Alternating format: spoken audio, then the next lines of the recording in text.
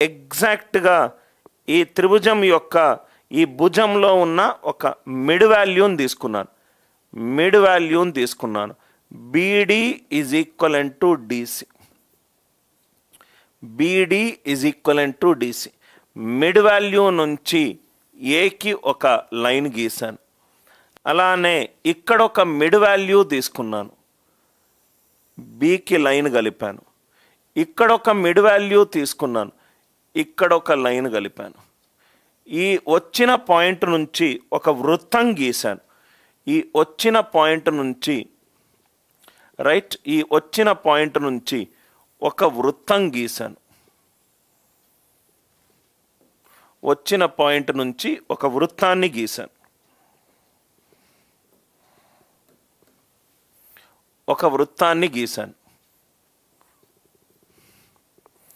ఈ వృత్తం యొక్క ఇది సెంటర్ అనుకుంటే, ఇది సెంటర్, వృత్తం యొక్క సెంటర్ అనుకుంటే, సెంటర్ నుంచి ఈ వృత్తం వైపు ఉన్న దాన్నే ఆర్ అని అంటాం. అందరికీ మళ్ళీ ఎక్స్ప్లెయిన్ చేస్తున్నాను. క్యాపిటల్ ఆర్ అంటే అది ఒక వృత్తం యొక్క రేడియస్ని ఏమంటాం సార్? వృత్తం యొక్క రేడియస్. ఎలా వచ్చింది సార్? ఒక త్రిభుజం తీసుకున్నాను, ఒక త్రిభుజంలో ఒక భుజాన్ని తీసుకున్నాను, దాని యొక్క మిడ్ పాయింట్ తీసుకున్నాను, మిడ్ వాల్యూ తీసుకున్నాను. 10 యూనిట్లు ఉంటే 5 యూనిట్లు మిడ్ పాయింట్ తీసుకున్నా. ఇక్కడ మిడ్ పాయింట్ తీసుకున్నా, ఇక్కడ మిడ్ పాయింట్ తీసుకున్నా. మిడ్ పాయింట్ నుంచి ఏకి కనెక్ట్ చేశా, మిడ్ పాయింట్ నుంచి సికి కనెక్ట్ చేశా, మిడ్ పాయింట్ నుంచి బికి కనెక్ట్ చేశా. ఆ వచ్చిన 3 పాయింట్ల కలయిక సెంటర్ తీసుకొని ఒక ప్రొట్రాక్టర్ గీసుకొని సర్కిల్ గీసా. అది వ్యాసార్థము, రైట్? ఇది క్యాపిటల్ ఆర్. అర్థమైంది కదా సార్? అదే స్మాల్ ఆర్ అంటే ఏంటి? ఒక త్రిభుజం తీసుకున్నాను. ఇక్కడ ఒక యాంగిల్ ఉంది, యాంగిల్ని 2 ఈక్వల్ ముక్కలు చేశాను. ఇది టీటా, ఇది కూడా టీటా. ఇక్కడ ఒక యాంగిల్ ఉంది, కోణం ఉంది, దాన్ని 2 ముక్కలు చేశాను, ఆల్ఫా. ఇక్కడ ఒక యాంగిల్ ఉంది, దాన్ని 2 ముక్కలు చేశాను, బీటా. అర్థమైంది కదా సార్? యాంగిల్ని 2 ముక్కలు చేశాను, భుజాన్ని 2 ఈక్వల్ ముక్కలు చేస్తే నాకు వచ్చింది క్యాపిటల్ ఆర్. సో యాంగిల్ని 2 ఈక్వల్ ముక్కలు చేసి మళ్ళీ చేస్తే ఈ 3 లైన్లు ఒక దగ్గర కలిసినాయి. మళ్ళీ దీని నుంచి ఒక వృత్తం గీసాను, ఇక్కడ నుంచి ఎక్కడ వరకు ఉన్న వాల్యూనే స్మాల్ ఆర్, ఇక్కడ నుంచి ఇక్కడకు ఉన్న వాల్యూనే స్మాల్ ఆర్. నౌ ఈ పాయింట్ వినండి సార్. ఇది ఒక త్రిభుజం కన్నా ఇది ఒక సర్కిల్, ఇది ఇంకొక సర్కిల్. ఈ 3 ఒక పాయింట్ మీద ఉందనుకుందాం. ఇది ఆర్ఐ, ఇది ఆర్ అయిందనుకో.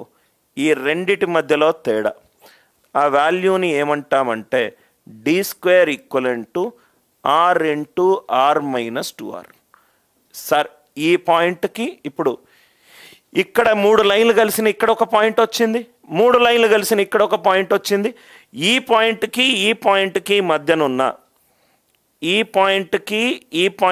మధ్యనున్న ఇదేమో 3 లైన్ల మధ్యలో వచ్చిన పాయింట్, ఇదేమో 3 లైన్ల మధ్యలో వచ్చిన పాయింట్. ఈ పాయింట్కి మధ్యలో ఉన్న తేడా ఏంటి? R minus 2r, r into r minus 2r. ఎప్పుడూ కూడా ఒక నంబర్ని స్క్వేర్ చేస్తే greater than or equivalent to 0 వస్తుంది. R minus 2r greater than or equivalent to 0, r greater than or equivalent to 2r, r by r greater than or equivalent to 2. Capital r small r నిష్పత్తి ఎప్పుడూ కూడా 2 దానికంటే ఎక్కువ ఉంటుంది. Minimum 2 ఎప్పుడు ఉంటుందో కూడా చెప్తాను. మనకు ఆ ప్రాబ్లం వద్దు సార్. ఆ ప్రాబ్లంకి సంబంధించిన కొన్ని ఇంపార్టెంట్ పాయింట్స్ చూద్దాం. క్యాపిటల్ ఆర్ ఎప్పుడు వచ్చింది సార్?